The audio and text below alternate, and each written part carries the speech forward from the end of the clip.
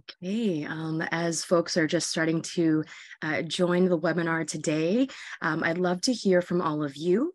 Feel free to put it in the chat to let us know what your quintessential Chinese Canadian dish is.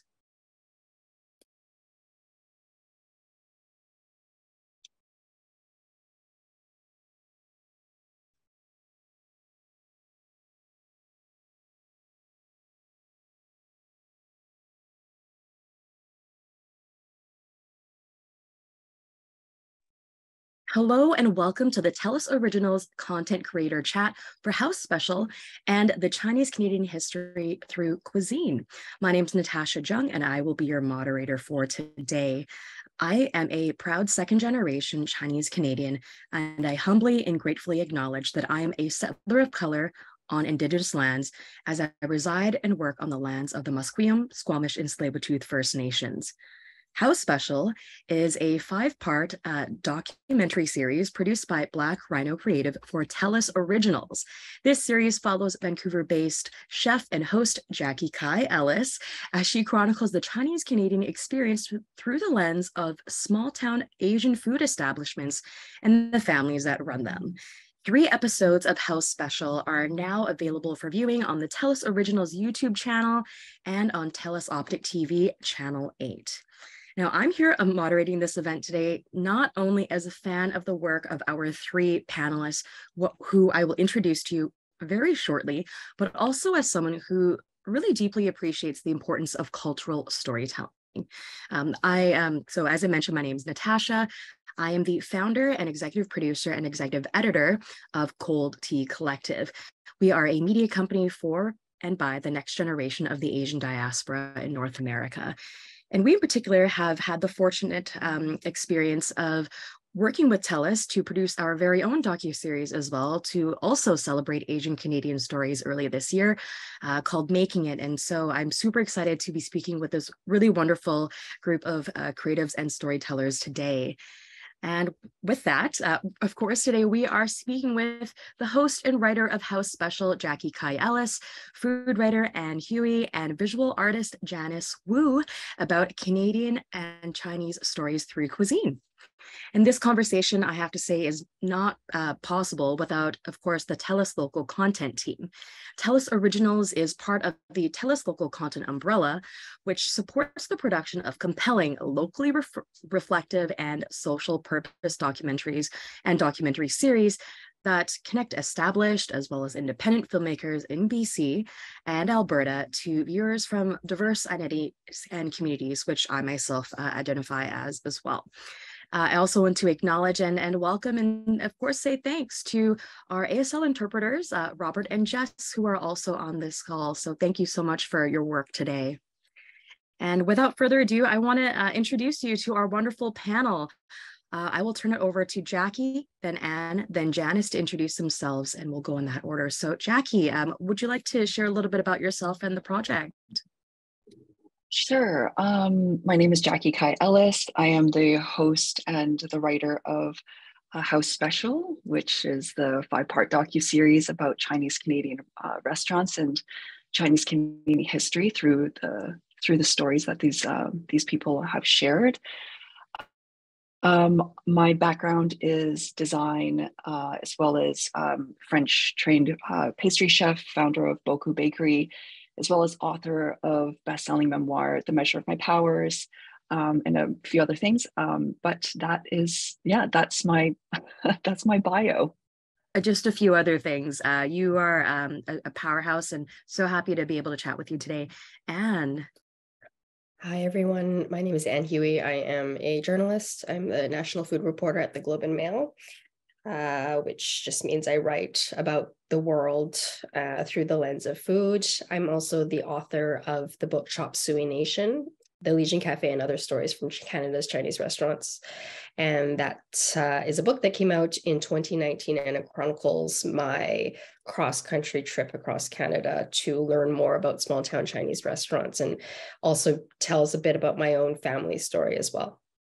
What a wonderful way to connect your work, Anne, as well as to Jackie's. And last but not least, of course, Janice Wu. Hi, I'm Janice. I'm a visual artist and a freelance illustrator. And I just also like to acknowledge that I live and work in the unceded ancestral lands, territories of the Kakite First Nations. And yeah, I'm very honored and excited to be here to talk about my work. Awesome. Thank you so much. We will open to audience Q&A after our panel discussion, you can submit your questions using the Q&A function in the bottom bar of Zoom or in the comments on Facebook Live if that's where you're viewing. So with that, let's get to it. So how special? The opening lines, and honestly, I got to say this really hit me in my core, and I wasn't expecting to feel some type of way so quickly into watching episode 1, but Jackie notes that there's this history about Chinese Canadian identity, our shared history here in Canada that's really missing from schools. And you wonder out loud, like, how is it that I know so little when it comes to Chinese Canadian history? I certainly too felt the same way, especially in the last few years of, that these, anti-Asian racism and just really needing to find ways to feel more proud of my heritage. So this question is for all of our panelists here. Maybe we'll actually start with Jackie. Why did you and when did you first start thinking about the history of Chinese Canadian food restaurants and their stories? I mean, I think I first started thinking about Chinese Canadian food. I used to write a food column for Vancouver Sun and Postmedia, and the question came up, what is Canadian food? And Chinese Canadian food really popped in my head. And so I had to start to define what is Canadian food, which was a really funny and perplexing, I guess, challenge at the time. But in terms of the history of Chinese Canadian food and this project specifically, it was during COVID, the pandemic, and when all the Asian hate crimes were mounting, it really caused me to have to face the issues around my heritage that I in such a privileged way, ignored. And so around this time, it was when Black Rhino approached me to do the House Special project. And I thought this is a perfect way to start learning about my own roots and my own history alongside the viewer. And the topic of Chinese Canadian food, actually, and our heritage and how that's all connected, was when I read Ann Hui's book in preparation for this series. And this series was inspired by her amazing book. So that for me was the beginnings of really opening up to this journey of learning more, which is a great segue to Ann.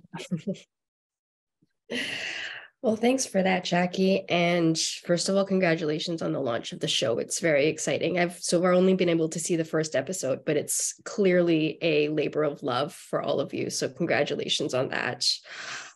I think a part of me has been thinking about this topic all of my life. I grew up, like I think all of you on the panel, second gen Chinese Canadian in Vancouver, and seeing the many different kind of definitions of what Chinese food could mean into different people, so I would see the Chinese food that we would eat as a Chinese family in Chinatown versus the Chinese food that we would see when we would drive through tiny little towns on our way to like Banff or something like that.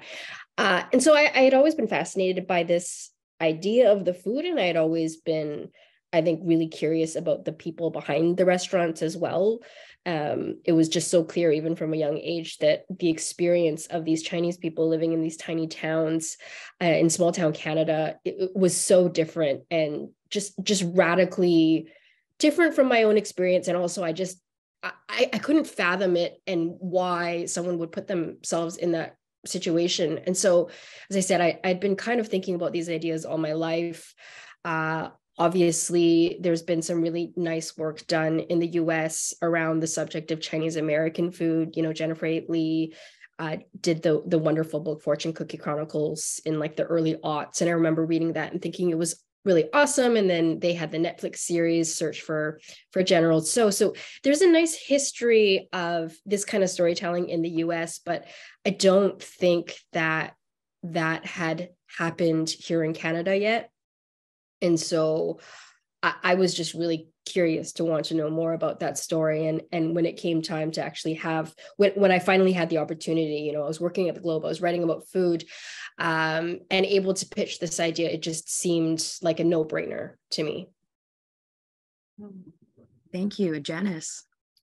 Yeah, I think similar to Anne, I don't know if there was like a particular time in my life where I first started thinking about Chinese Canadian food, because it was just such a huge part of growing up. It's interwoven throughout just all the meals that I've shared with my family and my friends. And like the docu-series points out so poignantly, like food is just such a huge part of our culture and the way that we express our love and the way that we gather. And so I think it's just always been like a part of me. And in terms of storytelling, like naturally, because my work addresses like cultural belonging and my heritage, like food is just such a huge part of that. And so it comes through in my work and in my drawings. But I'm also just really excited to keep watching the docu-series, and I'm excited to read Anne's book and learn about the specific history of Chinese Canadian restaurants and how Chinese restaurants, like what role they play in the Canadian landscape. Thank you so much. That's a great way to get us started. And so before I move on to the next question, I just want to share some of the our favorite Chinese Canadian dishes from the chat here. So we've got sticky rice. It must include lapcha. I hope I pronounced that correctly. I feel like the only things I know kind of how to say are like the food words. Sweet and sour pork with lychee. Ooh, I haven't heard that one before. House special chow mein. Every restaurant has their own version, absolutely. Peking duck, because we have to have it when we have something big to celebrate. What else do we have here? Fish and gailan and turkey for Christmas dinner. Love it so much. Ginger beef, and loving the dish and the backstory. Chinese bean curd soup is Ben's comfort dish any time of the day and twice on Sundays. Oh my gosh. So thank you so much for sharing that. Maybe I'll share a few more later on in this chat as well. So Jackie, as the writer and host of House Special, why this story and why now? I think I shared a little bit about it before in the last question, but yeah, it was really just in the middle of the pandemic. And I mean, being in Vancouver, our population is so dominantly all sorts of Asian actually. And growing up in North Vancouver, yes, we were the only Chinese family, and the only other Chinese families in North Vancouver that I knew of were actually just my cousins and my aunts. So I did grow up in a very predominantly Caucasian neighborhood. But after that, it's like you just don't even really think that, or I didn't think that racism towards Chinese people was an issue, because we are literally everywhere in Vancouver. And so I think it was a real shock to me. And it was the very first time that I actually felt really scared for my parents and for them to walk down the street by themselves. And I think that fear shocked me into, wait a second, I've had the luxury and kind of like being spoiled with feeling as if I didn't need to think about my race and what that means for a lot of people. I started reading a lot of books about the issue, and luckily my husband was very entrenched in a lot of learning about this, and so yeah, when the series came up, I just thought, wow, like this is all stars aligned, and I need to know more. And I actually refrained from reading too much about it, because I really wanted to be present and learn alongside the viewer, because I do think that most people have had the same level of education in terms of Chinese Canadian history as I have, which is probably a one sentence in Socials 11, which is Chinese people helped build the railway system, period. And so that's how it first started. And I'm really glad that it's not ending here either. There's a lot more to learn. Absolutely. And I think in the work that all three of you do, taking a look at why these topics are so personal to you, and being able to explore that through your own personal journeys and these very direct one-on-one conversations makes it really special, because you're not necessarily there to provide a history lesson, but really just to share how it's impacted you, your upbringing, and hopefully explore what that means for your future and the future of other Chinese Canadians and Asian Canadians as well. For Anne, after releasing your book, Chop Suey Nation, The Legion Cafe and Other Stories from Canada's Chinese Restaurants in 2019, and, seeing the work that's been done and how special, what have you seen change in the way that we as Chinese Canadians are connecting with our heritage through food? It's been really incredible, I think, the last few years. And it could also just be, I'm fully open to the idea that I'm just more connected with these communities and the conversations now, having done the book. But it really does feel like the last few years, I'm just seeing it everywhere, and this panel, I think, is a testament to that. I remember early on, after the book had come out, seeing some social media posts from you, Natasha, and from the Cold Tea Collective, and just being like, what is this? This is so cool. I wish these communities of second gen Chinese Canadian young people who are interested in our history and really kind of proud of being part of this very specific experience. I wish that had existed more when I was younger and living in Vancouver. And I just think it's very cool that it exists now. Janice's work, I think, is so beautiful.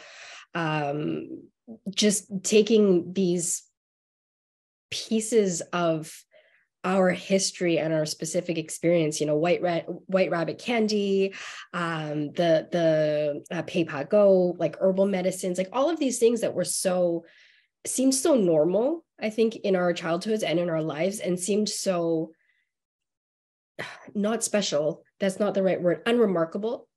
But then seeing them shared and like elevated through all of your work has been so awesome. And I have just been really, really thrilled to be able to experience it and witness it. I did want to, just jumping off of what Jackie was saying earlier, and what you noted as well, Natasha, about how I think in all of our work, we don't want to be like jamming history down people's throats. We don't necessarily want to be writing history books. And I hope that nobody would approach my book and think of it as a history book either. But I do think that, this question of how this history and this story is told in history books is so important, because like Jackie, I didn't grow up reading about this.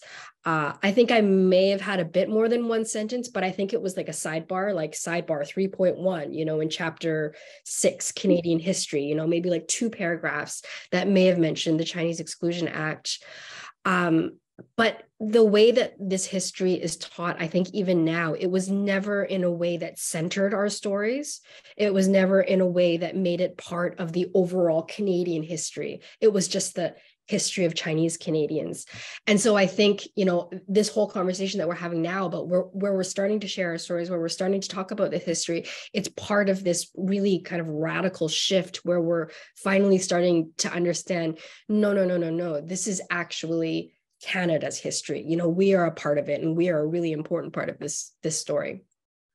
100%. I love what you said there. In that, like, it really is part of the fabric of what it does mean to be Canadian. And to, like, for a long time, I feel like that narrative, you're right, like, has been very separate.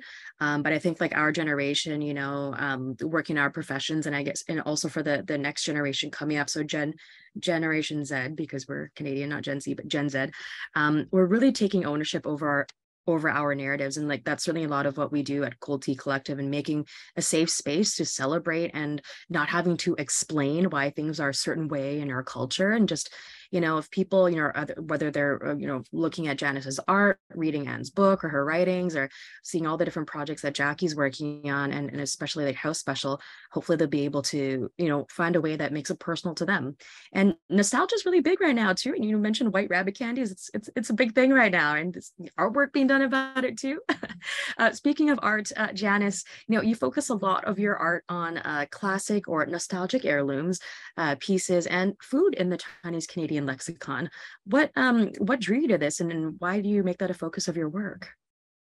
Yeah, well, as an artist, I use drawing as my medium, and drawing to me is like the way I understand the world around me. Drawing to me is like writing or like reading or researching. I draw what's around me in order to understand what's around me. And like I akin it to like a botanist that goes out into the wild and picks a flower in order to study it and to understand its science. Like that's how I approach my work. And I'm very much about noticing things that go unseen or seem very everyday and very normal, like Anne was saying, and elevating it and trying to see it in a new light, highlighting it in some way in hopes that the objects themselves tell a story. And so for me, as like second generation CBC, a lot of what I grew up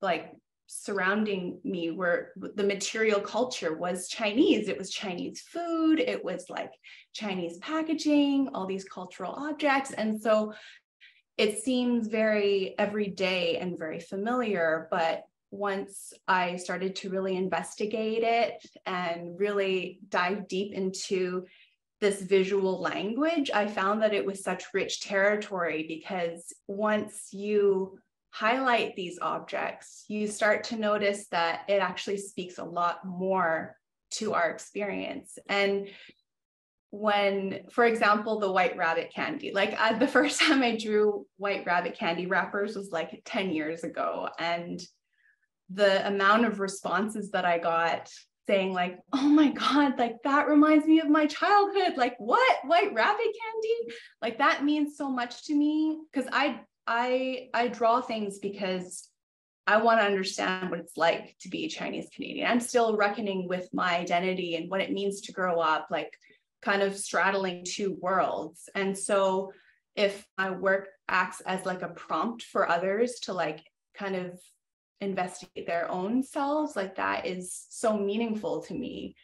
White rabbit candy is not just candy. Like when I think of that candy, I think of 9-year-old me, one of two Chinese girls in an all-white school, showing up on Chinese New Year in my capo and like bringing these bags of white rabbit candy to my school and being like, this is who I am.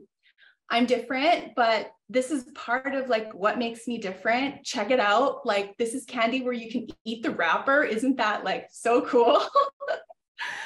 And yeah, I think like in some ways it was like a way of me as a child, like stepping into my own power and being like, it's small and it may seem insignificant, but it's actually not. Like this is like what we're having to grapple with presently, right? With our identity and the way that we move through the world and our pride and our heritage. So yeah, that's a really long answer to your question. But, that's perfect. And you gave a great example there. I mean, like the white rabbit candy is so visual, and I love how you at such a young age you were already sharing this part of your culture. I'm just going to some of the comments in the chat here, and Hofflakes, shout out to Hofflakes as well. Lorena remembers bringing bin crackers and oranges to elementary school culture day, and remembering, and Amy remembers trying to explain the white rice wrapper around the candy. I personally, my brother and I would just we would rip it off and just put it on our tongues to let it dissolve. Yeah, I'm sure others have done that as well. So kind of taking a step back now, I'd love to hear from all of our panelists on this. through your life's journey, you've done a number of different things that have led to you to sharing the stories that you do through the work that you all do. Growing up, how did you, like, were there any specific conversations around how you embraced or possibly even avoided and acknowledging your Chinese culture, like whether it be in school or out in public? Because we talked a lot about so far how that impacted how we move throughout the world. So I'd love to hear from you on that. Maybe we'll start with Jackie. Yeah, I mean, my upbringing straddling both worlds, and I almost think straddling is maybe the wrong, or not the most descriptive image for me. I felt like I was fully in the Chinese world that my parents had created, because that is very different than the Chinese world that existed in Hong Kong that they left, right? And then I was fully in Canadian culture. So I felt like I was fully in both. And sorry, you have to go back to the question. I'm going to blame it on mom brain, but that might be an excuse. No, it's all good. Admittedly, I think I made the question too big there myself. So yeah, I'd love to know, like, through all the different work that you do, were there any particular memories or moments that you could share around, like, how you either embraced or maybe avoided your culture outside of your family? Maybe I'll be more specific there. So I think that growing up with only Caucasian people around me, pretty much, there were very subtle messages that of just not belonging.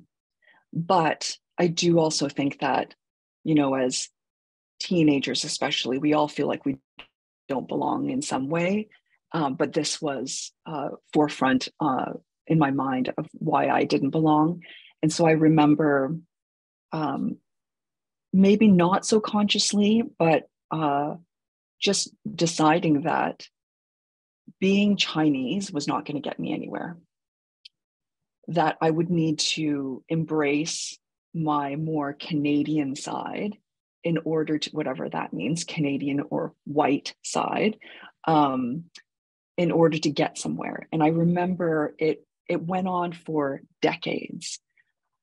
And I was in Paris with, because I lived there, and I was with two of my friends who are also Chinese Canadians. And we were sitting at an Italian restaurant. I was pouring water for them. And you know how you do this on the table to say thanks for pouring water? And one of my friends did this. And I thought to myself, that's so weird. How did they know that? That's Chinese. And then I looked up and I thought, I'm sitting at a table with my two friends who are Chinese Canadian, and none of us probably would have even acknowledged our Chinese Canadian heritage.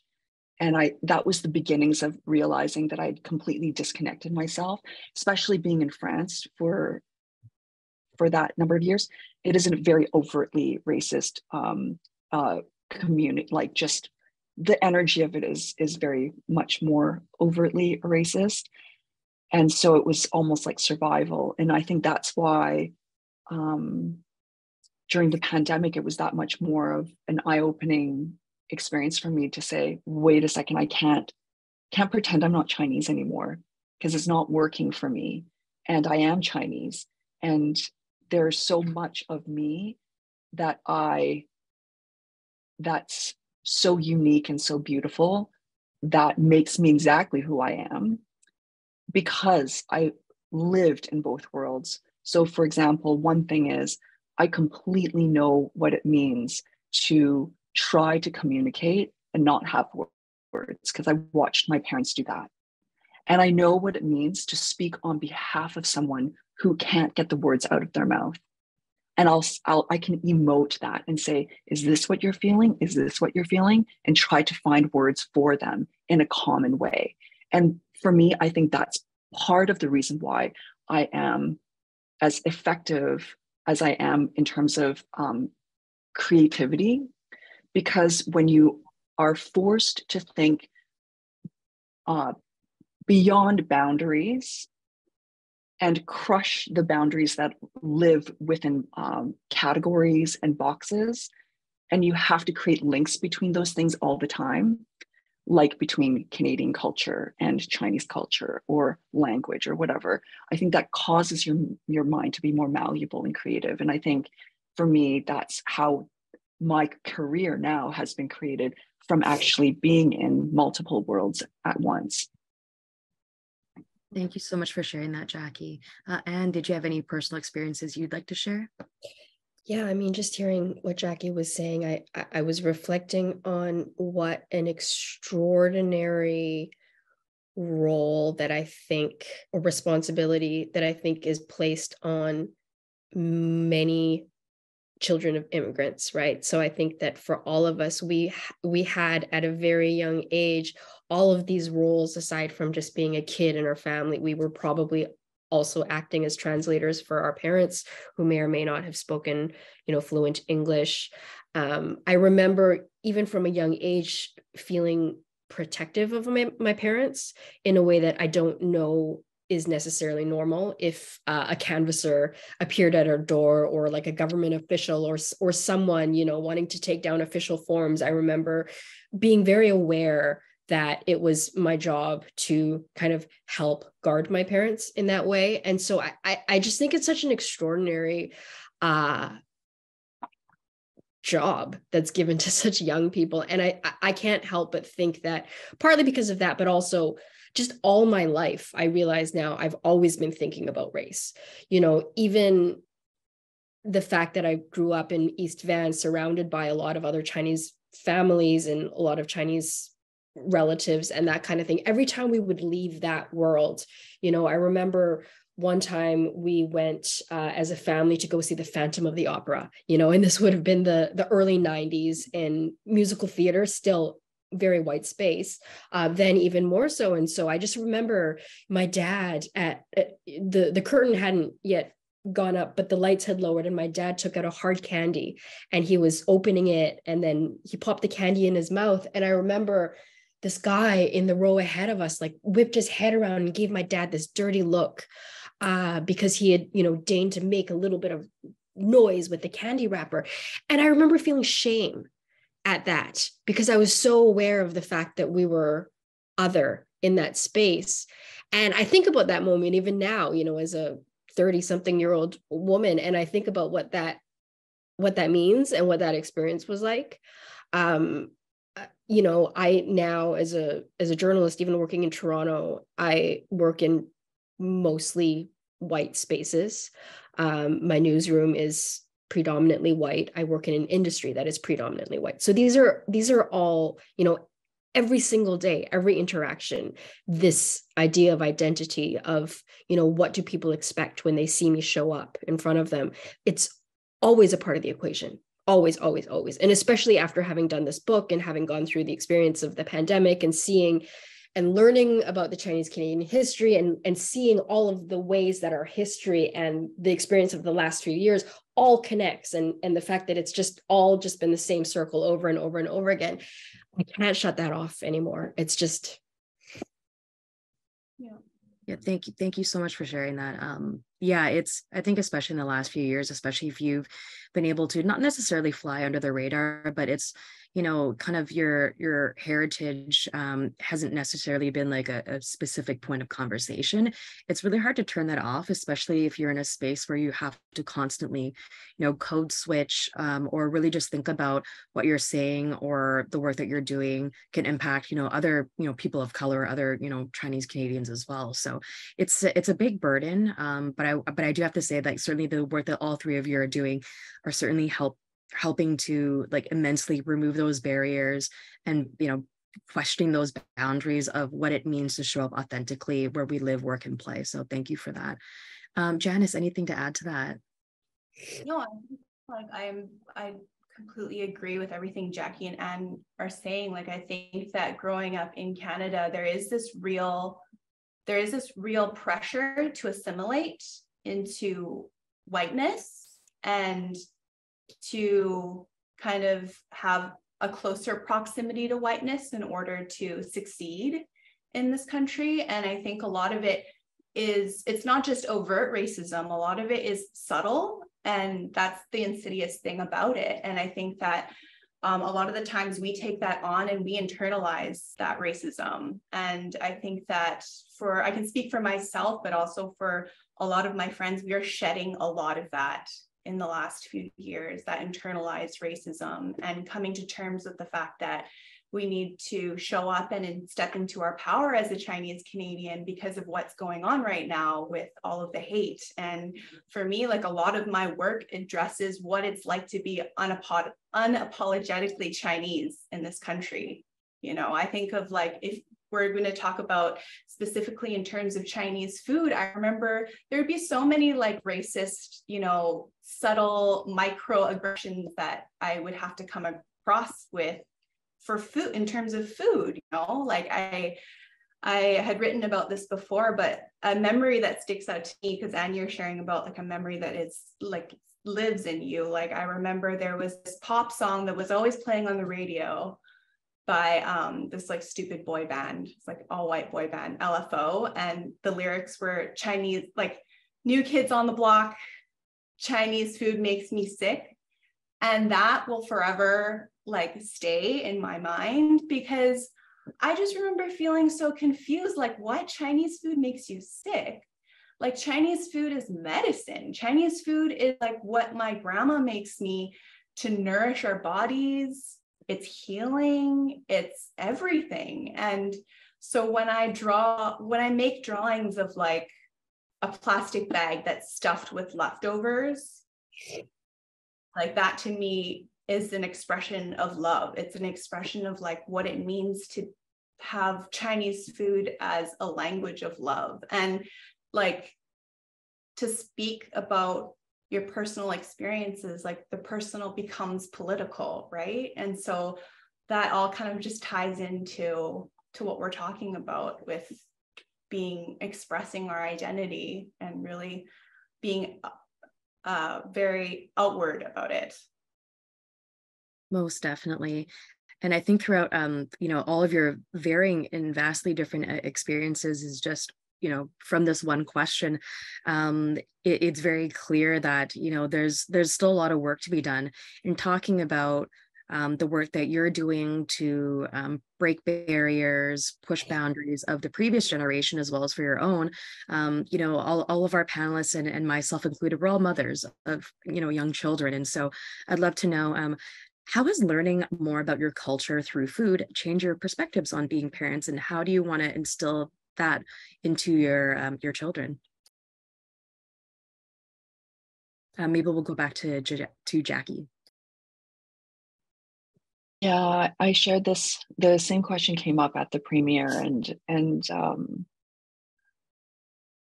so sorry, I get emotional every time I talk about my baby because I just love him so much. And anyway, we'll blame that on mommy hormones too. Just let it go. It's all good. Yeah. You know, going through this whole experience, and especially episode 2 of the show, which is Food is Love, and it kind of shows all these different women and mothers, my mother, my grandmother, female restaurant owners who are just starting out, restaurant owners who have let go of their restaurants in order to sacrifice some of their, you know, business in order to have more time with their children, us cooking soups for each other. You know, throughout all of these stories, I think what it gave me an even greater appreciation of is just how love is shown and how much my mother loves me. I remember talking to her once, and I said, hi mom, how are you feeling today? And she goes, yeah, good. Do you have enough money? And I was like, isn't that so funny how I prioritize how you feel and you prioritize how much money I have, but we're both trying to show care for each other. And after hearing all these stories of intense grit, sacrifice, long hours, working yourself to the bone, being the first up and the last to sleep. All of these stories of people who have sacrificed their entire lives for the practical survival, like food, money, shelter. You know, it's no wonder that after generations and generations, this is still the love language that is spoken. And for me, when my mom comes to me and says, I made you soup, or she cuts a bowl of fruit and puts it in front of me. I have a plate of papaya downstairs that I have not eaten, and my mom's going to get angry at me. But when that happens, I realize how much more, in such a greater way, how loved I actually am. And when I think about loving my baby, I think about this immense love, and I'm able to translate that through the language of food. But also, because my mom has sacrificed so much, I can also ask him, do you have enough money? But also, how do you feel?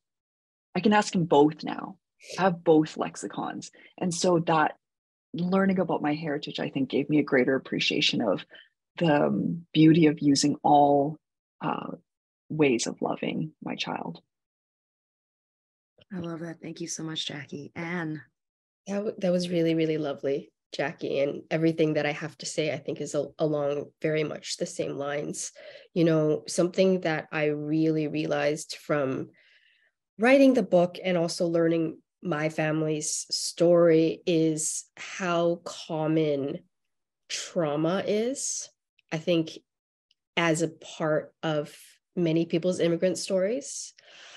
And I think about that a lot, about, you know, the sacrifices, the hard work, the working 14, 16-hour days and never seeing your kids because, you know, you're sacrificing yourself for that next generation. I think about that experience and the fact that I have been through a lot of luck, happened to be on the receiving end of that sacrifice, on the receiving end of that really challenging experience. You know, my parents ran a restaurant. They did all of these things. They never bought new things for themselves. They never took care of themselves before taking care of us.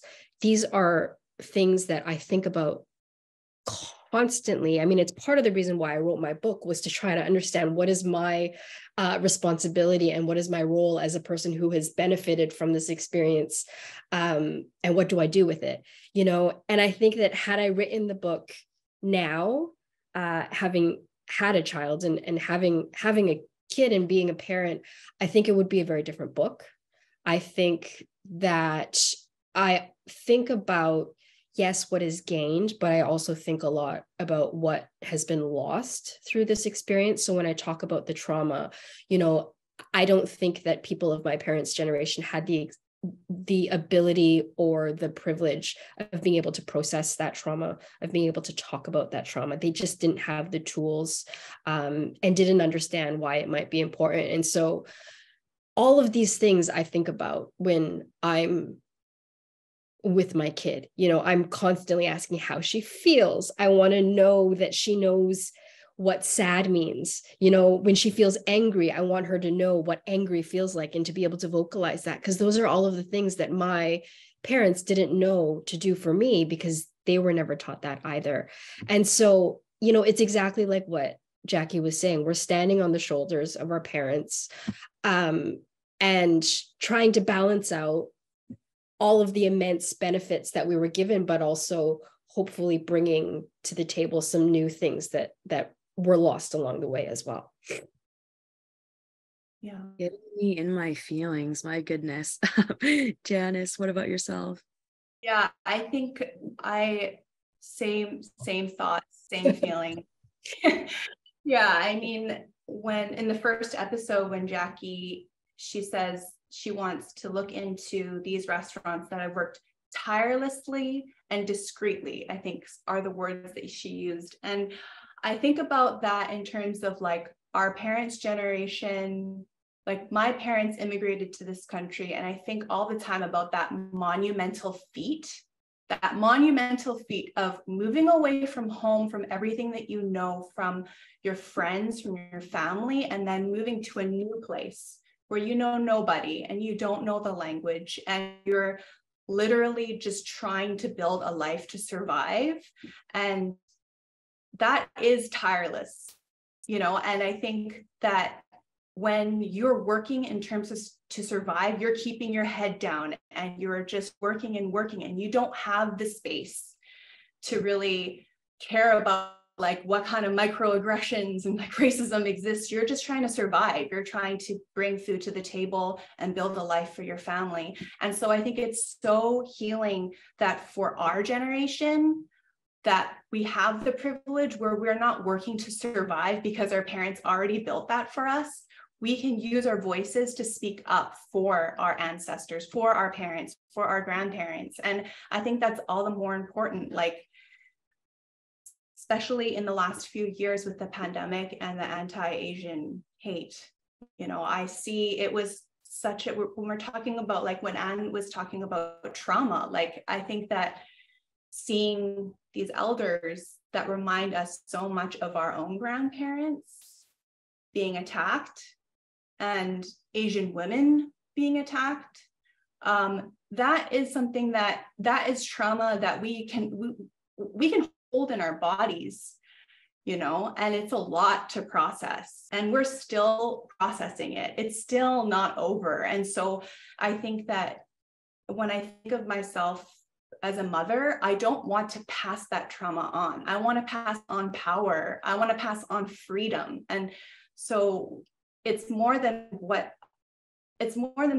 I am as an artist and how I use my voice, but it's also how I'm raising my child in this world, like when Jackie was saying at the end of episode 2 about like, how do I pass on these lessons of resilience and grit and tenacity when my child's not going to have to witness the same kind of grueling, like working to survive the way that I had to with my parents. And I think like I've really reckoned with that because I resonate with that. My child is going to grow up in a vastly more privileged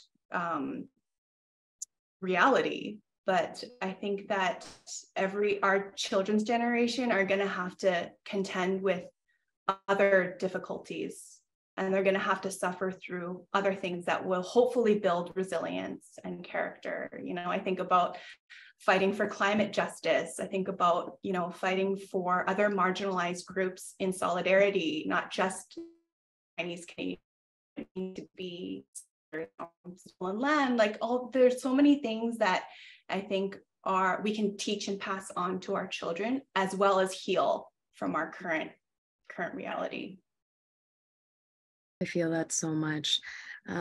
With that, thank you everyone for these wonderful conversations we're having. I do want to share that we also have of course, our Q&A opportunity open from our audience here. So I'm just going to go into the Q&A on the side chat. I am kind of living in Zoom, so if you do have questions for our panelists and you're on Facebook, drop them in the comments, and our facilitators will also help drop that into my Zoom chat here. So first question we have from Michael. So he says, as a 5th generation Chinese Canadian, my ancestors came to Nanaimo in 1880. Chinese Canadian food to me is this wild fusion of predominantly Western dishes with a small Asian influence to them. For example, chicken noodle soup with bitter melon in it. As more generations are growing up within Canada, how do you see the concept of Chinese Canadian food evolving into its own identity whilst still holding a link to Chinese tastes, flavors, and methods of cooking? Let me know if you want me to repeat any of that. You don't all have to take it, but whoever wants to take it, feel free to chime in. So the question is how do we see Chinese Canadian food as evolving into its own identity? Correct, yes. I feel like it already has. I do feel like across Canada, everyone's eating sweet and sour pork. Like, how did this happen? And sure, people say that the origins of sweet and sour pork actually comes from, I don't remember which part of China, but the version of sweet and sour pork that we eat with pineapples and with this neon red gloopy sauce and sort of soggy, like deep fried pork, pineapples, that feels very North American to me. And even ginger beef, which also has roots from a certain part of China, but is very Albertan. And it is, people who have come here with certain ideas and flavors and cooking techniques, but they use the ingredients that they could find because they're probably not using pineapple, or even like large chunks of green pepper in their sweet and sour pork. And they're also cooking it, or they have cooked it in the past for white palates. And they've adapted it for the white palates back then. And it's continued on to this day. And so they weren't cooking this because they felt like, well, I'm going to evolve Chinese food based off of locally sourced ingredients. They were like, dude, what's going to sell? And I need to like make sure that like, farmer so-and-so from down the street is going to come back and eat this sweet and sour pork. So I feel like that has evolved into its very own specific, genre. And like someone said in the chat, combo number one, like that's Chinese Canadian food, right? I agree with Jackie. I think it's absolutely its own thing, but I do think that context also really matters. So for me in Toronto, if my husband turns to me and he says, I want chop suey Chinese, that's a very specific, like right away, he and I, we know what we're talking about. But in some of the smaller towns, like the ones that you visited, Jackie, and some of the ones that I write about in the book too, I don't know that there's necessarily that variety of Chinese foods yet available. I think that for a lot of people who live in those towns, that still is Chinese food. So I think the answer is it depends, but for large portions, I think of this, at least the urban population, I think, yeah, I mean, Canadian Chinese food is Canadian Chinese food, and you even see that in some of the newer restaurants that have popped up over the last decade or so. You'll see like second gen chefs who are doing their own riffs off of Chinese Canadian dishes, and I think that that's so cool. And it's just the next step in that evolution.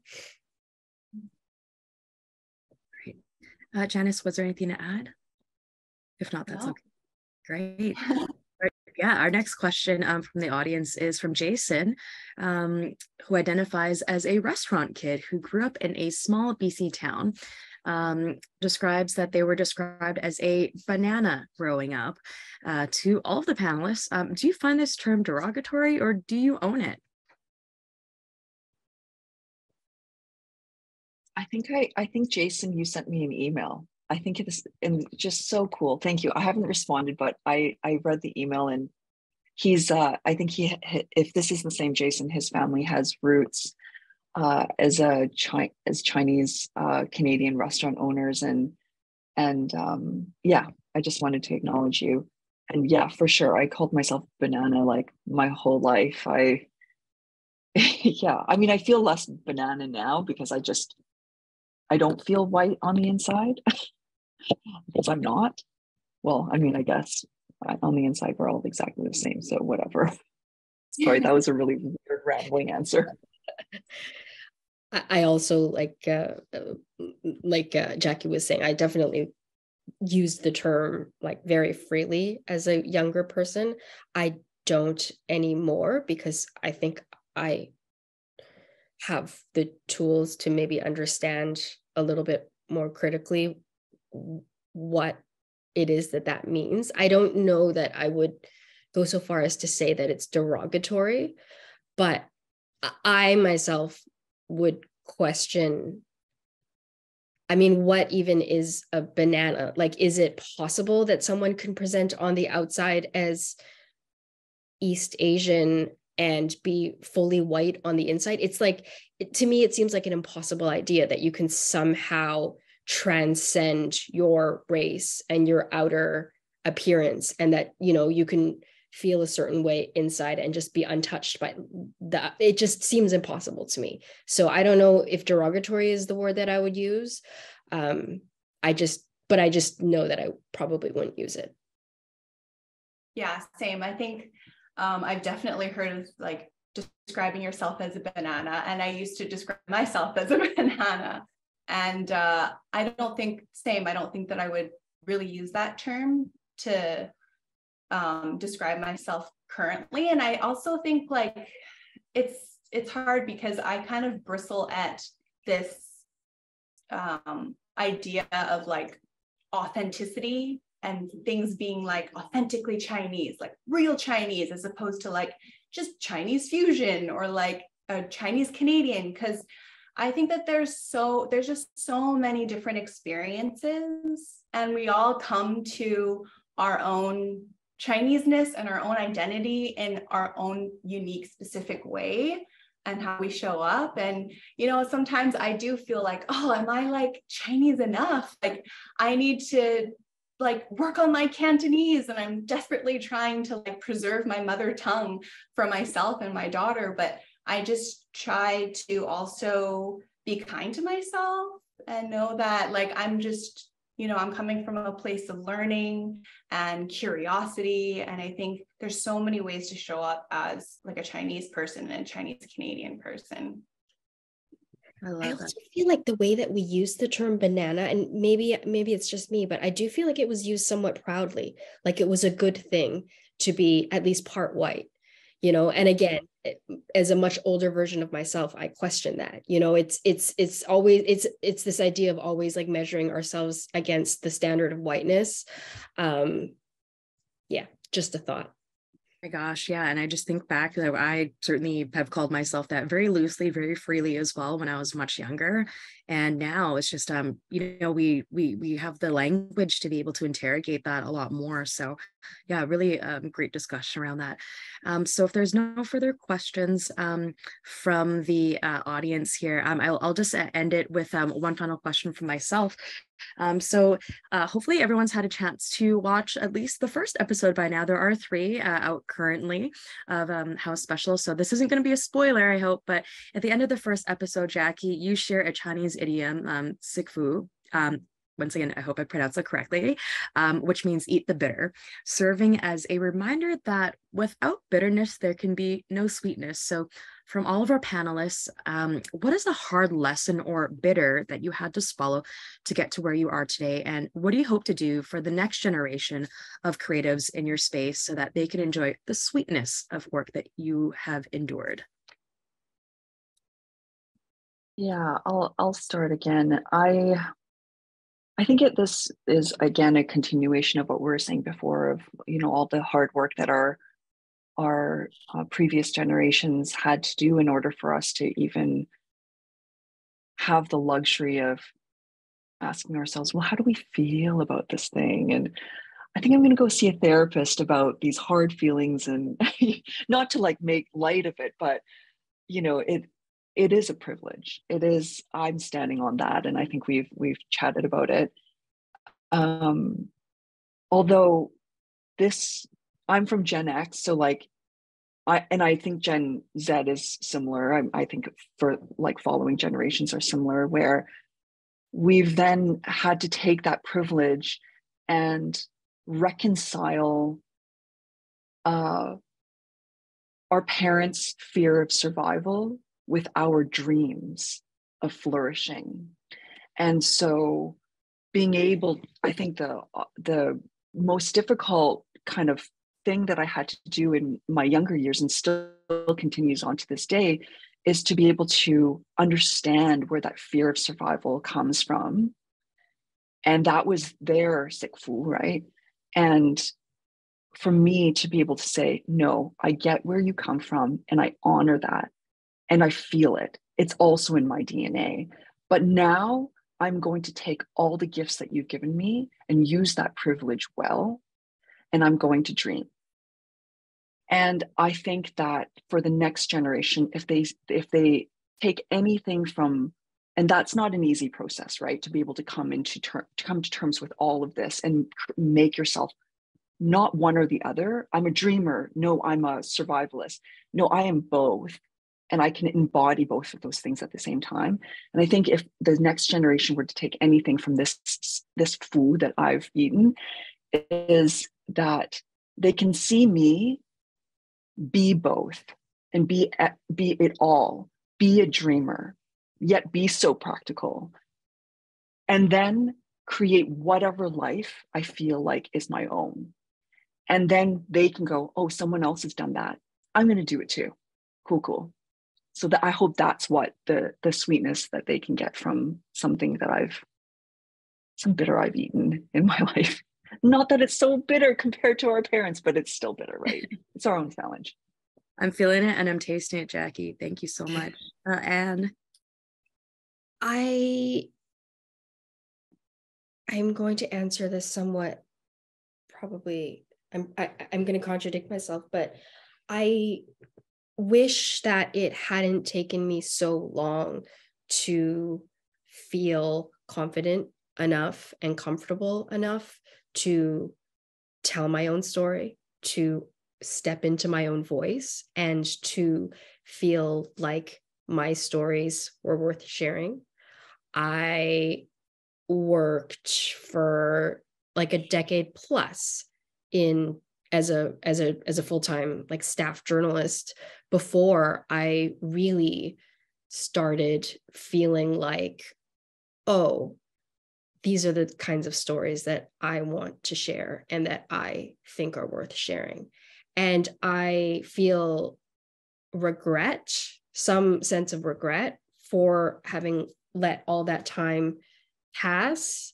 I feel some shame because clearly I felt that as part of the reason why I wasn't doing this kind of work for so long. And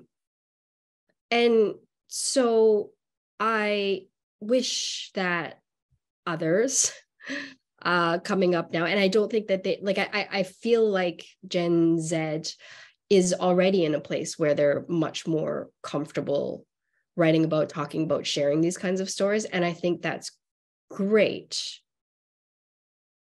The part where I contradict myself is I think not having had that long experience, I probably wouldn't have appreciated it as much as I do now. But that is my very bad answer to your question. That was a perfect answer, Anne. That's perfect. Janice, yourself? I would just echo everything that both Jackie and Anne have been saying. I think in terms of bitter, like I feel like I'm still swallowing the bitter presently, just like with everything that's gone on in the last 2 years. It has been very bitter. It has been very bitter to see our community wounded and hurt, and it's been very traumatic. And I hope that we can heal together as a community. And I hope that through this bitterness and through the rage and sadness that I feel, that we can all channel it into something positive, into creating spaces where our voices are heard. That's why I think it's so beautiful that this docu-series exists, because it really feels like storytelling that is true representation told by Chinese people, talking to Chinese people for Chinese people. Like it just really does feel like I'm seen, I'm represented. And I think the more that there are these stories told, it emboldens us, it empowers us. And I think if we don't truly know who we are, if we don't truly know our history and where we come from, then we can't stand up for ourselves, and we don't know what we're fighting for. And so I just think it's really beautiful to have this conversation and to be talking with all of you about this. Yeah, it's very healing. It really is. I've learned so much from each of our panelists today, and I felt there's, I haven't actually met any of you in person, but I just feel like there's so much a part of our history and shared experiences and different experiences that really just ties us together. And so hopefully the audience felt the same as well. So thank you again so much to Jackie, Janice, and Ann for sharing their stories with us today. Thank you to Robert and Jess, our ASL interpreters, for their work, keeping us up to date today as well. And thank you, of course, to our audience for spending time with us today too. We do have a link in the chat here to a post-event survey and on Facebook as well for a chance to win a $100 prepaid MasterCard. Think about all the delicious Chinese Canadian food you can eat with that. Treat your friends, treat your family. So do take a moment to fill that out. Thank you again. And don't forget to watch House Special on the TELUS Originals YouTube channel and on TELUS Optic TV Channel 8. Thank you so much and have a great rest of your day. Thank you.